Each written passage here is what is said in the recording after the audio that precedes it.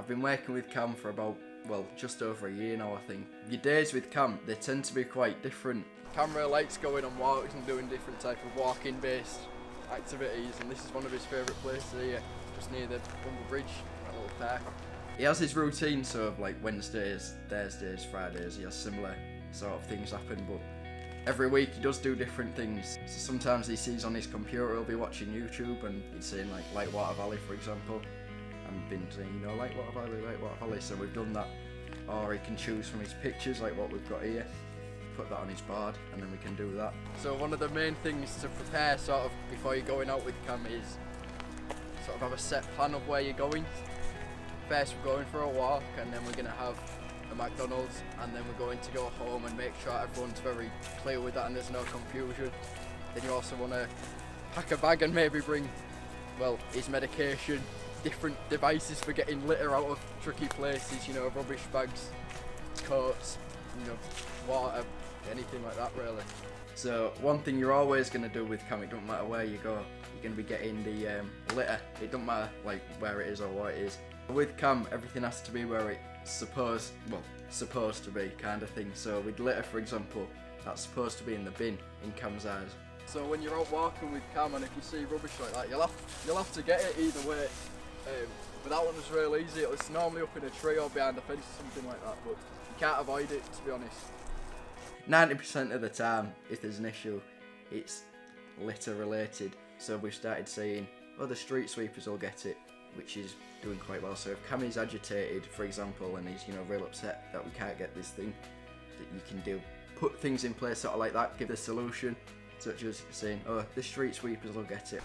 You might be walking for ages sometimes, if the water gets sort of disturbed or whatnot. Cam likes to get clean runs of things, so you might end up doing it all again. An example, we went to Lightwater Valley not long ago, and we'd been through all the rides, and he wanted to get the ones that he had in his mind completed off, and then we didn't have time to do the last one. It was a kangaroo ride. We go back and that was the only ride that was shut, so that was completely unplanned, and he was absolutely distraught. It wasn't as expected. So yeah, that was a real bad day. Because you weren't prepared for it, we didn't have a way we could communicate why it was shut. Sally, his mum, made a nice social story afterwards to explain that, but in the moment, because it was so unexpected, there's nothing that we could really do. So a social story, they can be sort of talking through what's going to happen, giving an expectation, with pictures and words. They're just a way of communicating really that Cam can get along with quite well. One of the main things, if you're going to be working with Cam, is sort of your patience. It's not just about being able to, handle sort of unexpected situations where you're going to have to be waiting for a long time, because you've got to be genuinely patient, because Cam can sense if you're rushing or if you're feeling sort of a little bit nervous about how long you've gone over or the unexpected or what else is going to happen, because Cam can pick that up and it will affect him. So it's not just about being able to handle it, you've got to be able to you've got to actually genuinely just not care really and just take it as it comes. Fitness wise, because of these long situations, you've got to be able to walk these sort of long distances and with no issues whatsoever. Sometimes you can be walking all day, and to make sure everything you do is for Cam's benefit, not really taking shortcuts or anything to make your life easier, because it just doesn't really work out too well. Empathy is really important, being able to look from Cam's perspective on why this situation is good or bad, because sometimes it's not easy to tell, and it won't bother you and it won't bother anyone else, but it helps if you can understand why it's bothering and then sort of figure out a bit of a solution. So the benefits of working with Cam, I can just say, your patience, that'll improve massively. Man, I didn't think mine would be actually. I'm real patient now, funnily enough.